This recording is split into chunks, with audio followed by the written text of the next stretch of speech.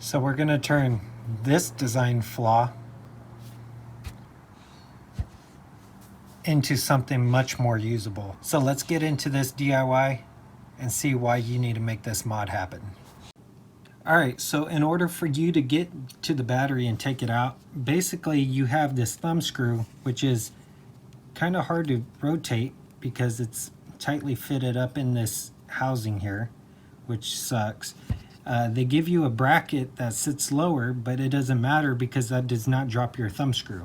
Okay, so you got to sit here and finesse this with your fingertips. Okay, once you get it all the way out, you slide it off, you take this off, and then once you get to this point, you think you're home free by popping the side off and trying to slide out your camera. Well, guess what? Your camera's not going to slide out because these stupid tabs are in the way. So then you go and push this forward, back in there, fold these tabs, then you pull out your camera just to get to your battery to remove it. Okay? Horrible design. Let me make your life a little bit easier. So the first thing you notice is it sticks out further. Okay? Now you can apply a lot of torque onto this bolt to drive this baby home. Okay? And then it also makes taking this apart way easier. So you could take this apart a lot faster, okay, to pull that out and then get to your battery the same way, okay? The fix is nothing more than changing out the screw. Okay, so the first thing you're gonna need, your 5mm bolt, okay? It's a 5mm by 60 millimeters long, okay? You're going to need 5mm standard nuts, okay? And then a 5mm wing nut. That's all you're going to need.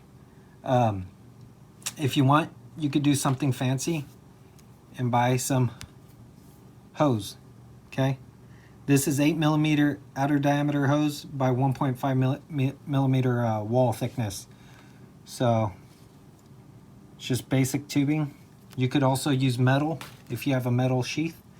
Same thing, okay?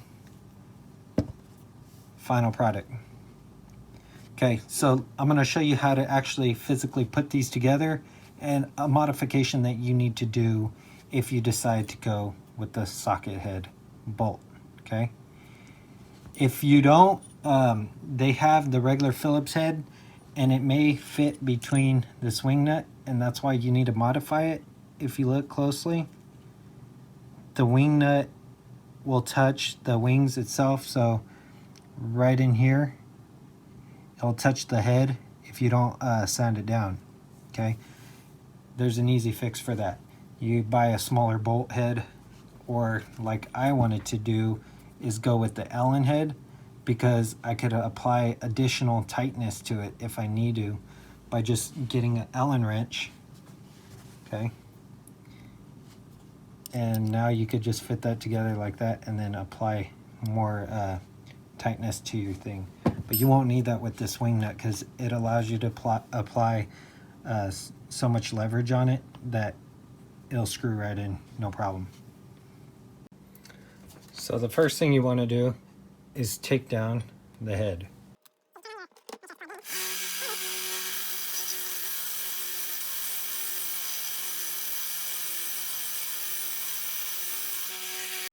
So once you sand it down, make sure you bevel the edges or put a little radius on there so they're not sharp, okay?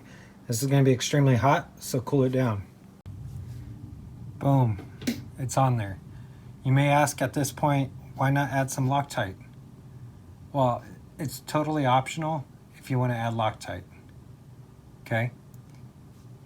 If you don't, you could stop there and of course put your sheathing on and a nut right there. Or you could just buy one of these nuts and put it on. Loctite or a jam nut or some type of nylock nut will work just fine.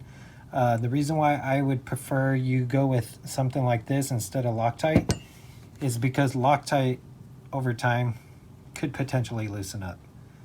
A jam nut, it's adding additional pressure up against this edge or this face. so it prevents it from loosening up as you torque it down with your fingers over time. Okay, so I recommend one of these. So if you got a 60mm bolt, once you get to this point, you need another nut, regular nut, jam nut, whatever it is you want. If you have a regular nut, remember you're going to have to put Loctite on it.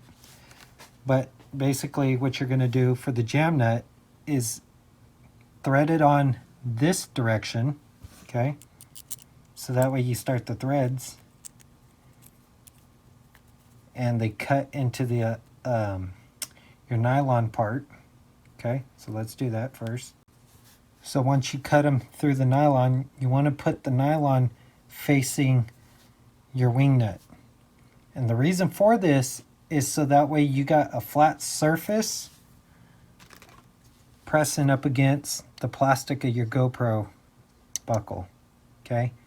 If you have this leading edge that's tapered down pressing up against here, it may create a pressure point on your plastic and start digging its way into it. So the more surface you have in contact with the plastic, the better, and it'll last a lot longer, okay? So you could screw this all the way up until there's a gap of 1 1/8, okay, to the face of this nut. Or you could do what I did and get your tubing or whatever it is you have, plastic, 3D printed stuff, and put it on there. Remember, cut it to 1 1/8. Okay, so this is the finished product. If you're unsure the distance that you need this screw to go up, what you can do is just compare it to the other screw to make sure it's the same amount of threads, okay? So that's going to complete today's video. I know it's not the fix you've all been waiting for or wanting since you purchased this poor design of a media mod. But hey, it's the next best thing, okay? I hope it helps you in removing your batteries a lot faster and also tightening down that quick disconnect a lot more, especially for those who are, you know, constantly running and shaking the camera, or even like putting it on your motorcycle or whatever it is that you have it mounted to that creates a lot of jerk. All right. I may be selling these. Definitely watch out in the description below if you're interested. If not, the fastest way for you to get this product in your hands is by doing it yourself. I showed you all the steps. It's straightforward. Hopefully you take the time and decide that you're going to tackle this project. But that's going to complete this video. If you liked it, definitely give it a thumbs up. It's greatly appreciated. If you want to see content like this and other content I'll be posting in the near future, definitely consider subscribing. Until next time, I'll see y'all in the next one.